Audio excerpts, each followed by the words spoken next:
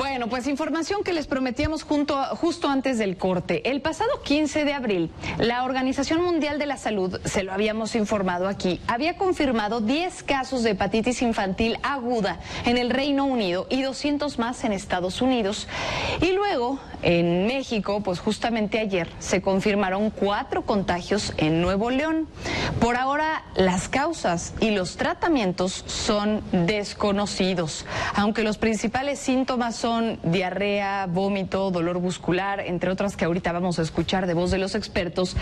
La fiebre, al parecer, es uno de los síntomas que se descarta de esta lista. El organismo llamó a la población a lavarse las manos, cubrir boca y nariz al toser o estornudar, además de desinfectar los alimentos. En caso de síntomas hay que ir, por supuesto, al médico. Pero, ¿qué tanto podemos decirle? Pues mejor, precisamente Gloria de Jesús Molina, secretaria de Salud en Tamaulipas, alertó hoy sobre un caso sospechoso de hepatitis grave infantil. Se trata de un menor de 14 años de edad que inició con cuadros de estos malestares que le mencionábamos, sobre todo pues vómito, malestar general, diarrea, y reiteró que hasta el momento se desconoce todavía ese tratamiento como se lo mencionábamos, aunque sí piden extremar las precauciones sanitarias, el gel antibacterial para menores de 16 años. Pero como le digo, ¿qué tanto podemos decirle si no es de voz de los expertos? Que José Alfredo Ochoa, como siempre tienes la información pues ahí a la mano, es director general de Servicios de Salud Pública de la Ciudad de México, y le queremos dar la bienvenida, José Alfredo, para que nos cuente un poco qué está pasando con esto de la hepatitis infantil. Hay muchos padres nerviosos e incluso algunos que los están queriendo pensar, relacionar con el tema de las vacunas. Bienvenido. Sí, muchas gracias por la invitación. Pues estamos enfrentando a un nuevo problema que surge efectivamente desde el día 5 de abril, allá en el Reino Unido. Aparece en Escocia, después se pasa a Gales, se pasa a Irlanda y finalmente a Inglaterra. Ya... Vamos a intentar ajustar el audio con José Alfredo Ochoa. Se nos estaba retroalimentando al parecer el micrófono. Ahorita nada más vamos a hacer el ajuste técnico, a ver si ahí lo volvemos a escuchar. Perdón, José Alfredo Ochoa, lo estábamos escuchando un poco mal, a ver si ahí retomamos la comunicación. Nos empezaba a explicar. Sí, que nos estamos enfrentando a un nuevo problema que está en estudio. Surgió desde el día 5 de abril, o sea, apenas el mes pasado. Es muy poco tiempo todavía para saber exactamente de qué se trata. Es un caso de hepatitis que da de los 2 meses hasta los 16 años. Pero aquí es muy importante decir que para hablar de casos de hepatitis como los que se presentan ahorita en Europa, tienen que ser hepatitis en donde se demuestra que no aparece ningún rasgo de lo que es el virus A, el B, el C, el D y el E. Estos son los 5 virus que provocan la hepatitis. Se tiene que hacer los estudios y si no se encuentran estos 5 virus, entonces sí se puede hablar de que es un caso probable de esta hepatitis de origen desconocido. Esto lo señalo porque se mencionó hace un momento que había 4 casos confirmados en Nuevo León. En realidad son casos que están en estudio. Apenas están haciendo los estudios en el Instituto Nacional de Referencia Epidemiológica para saber si se tienen estos virus presentes en esas muestras de plasma, de suero, de heces fecales y de exudado faríngeo que se envían a estudio al Instituto Nacional de Referencia Epidemiológico. La aclaración que nos hace es muy importante, muy pertinente, y entonces a raíz de esto que nos platica, a pesar de que no hay como tal información dura hasta este momento, creo es importante darle un poquito de certidumbre a los padres para por lo menos saber exactamente qué tenemos que observar y cuándo ya es momento de preocuparse o de por lo menos hacer algo al respecto, como llevarlos al hospital. Los síntomas que podríamos estar viendo serían... Son los clásicos de diarrea, de vómito, de ictericia, que es decir, cuando se pone amarillo de la piel de las conjuntivas, y cuando la orina se pone de color muy oscuro y las heces fecales son blanquecinas. Esos son los signos clásicos de hepatitis, que siempre ha habido. O sea, hepatitis siempre ha habido. Entonces no es para preocuparse en este momento, sino más bien de ocuparse de que si aparece uno de estos síntomas, sí hay que acudir a las unidades de salud para que se realicen los estudios. También es muy importante mencionar que es un momento muy oportuno para revisar la Cartilla Nacional de Salud, porque es importante insistir en que sí hay vacunas contra la hepatitis.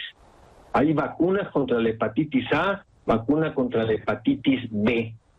Entonces, lo primero que tenemos que hacer pues es garantizar que nuestros niños y nuestros adolescentes estén vacunados contra estos dos tipos de hepatitis, mientras continúan las investigaciones y ver de qué estamos hablando en esta hepatitis de origen desconocido. Precisamente Alfredo Ochoa, director general de servicios, te saluda Juan Barragán. Mientras salen estos estudios, ¿estamos pensando que viene una ola de contagios? No, ahorita estamos un poco sensibles, terminando la pandemia ya de salida, etcétera, y entonces hablamos de olas, ¿no? De una probable ola de hepatitis o de pandemia. No va a suceder así, porque las hepatitis, incluso esta de carácter desconocido, no se transmite de esa manera explosiva como se transmitió el COVID. Las hepatitis se transmiten a través de la vía digestiva, ya está muy demostrado que es a través de contaminación de los alimentos, del agua, con materia fecal, con heces fecales. Cuando hay mal aseo de las manos o mala preparación de los alimentos, y entonces es que existe el riesgo de contraer esta enfermedad. Pero no se transmite por vía aérea, eso es muy importante entenderlo. Se transmite a través de vía digestiva y entonces la transmisión es muy lenta. Ahora, nos escriben aquí algunas preocupaciones porque veía yo el documento técnico de los servicios de salud de Reino Unido que incluían algunas posibles razones de este padecimiento, y dentro de las preocupaciones sí sale el nombre del SARS-CoV-2. Por un lado, proponen que una de las razones podría ser un síndrome de SARS-CoV-2 posinfeccioso, es decir, aquellos pequeños que ya les dio COVID. Y otro de ellos dice, podría tratarse más bien de una nueva variante de SARS-CoV-2. Esto querría decir no solamente que no es un hecho, me queda claro que son solamente hipótesis, pero para los padres que quizás tienen hijos que ya tuvieron COVID-19, ¿se cree que podría haber una mayor propensión a padecerlo? Nada más lo que existe ahí. En realidad lo que sí se ha encontrado es la presencia de un adenovirus.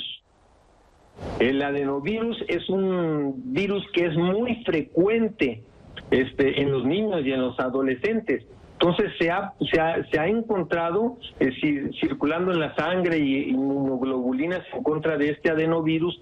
Sin embargo, en los estudios de biopsia que se ha hecho en el hígado de los pacientes, de las personas enfermas, no se ha encontrado el adenovirus. Entonces se considera que ha sido meramente coincidencia, que de todas maneras este adenovirus, si se hicieran los estudios en niños y adolescentes sanos, se encontraría en la misma proporción.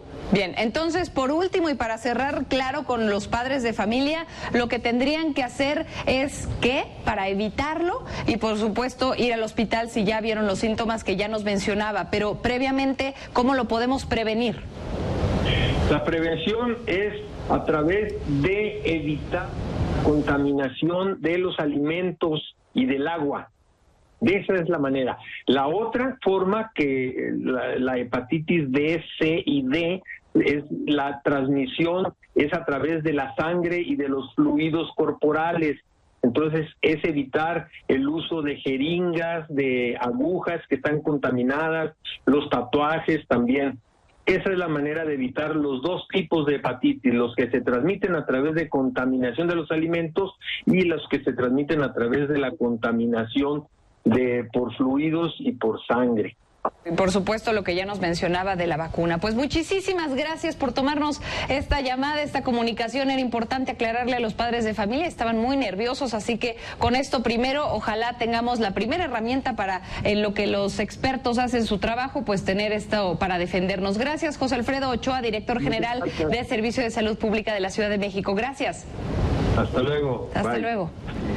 Bueno, pues información muy útil. Muy útil, muy importante, ya lo sabe, pues obviamente el uso y los cuidados que debemos de tener en casa, lavado de manos y también, por supuesto, ¿no? Las segundas hepatitis o estas dos que estaba mencionando, el uso de jeringas o con los adolescentes que ahorita, pues obviamente utilizan a veces jeringas para hacer uso indebido de las mismas. Así es. Hay que tener mucho cuidado con Así es. ello. Muchísimo cuidado, así que rápido nos vamos a un corte porque ya sabe que tenemos más información.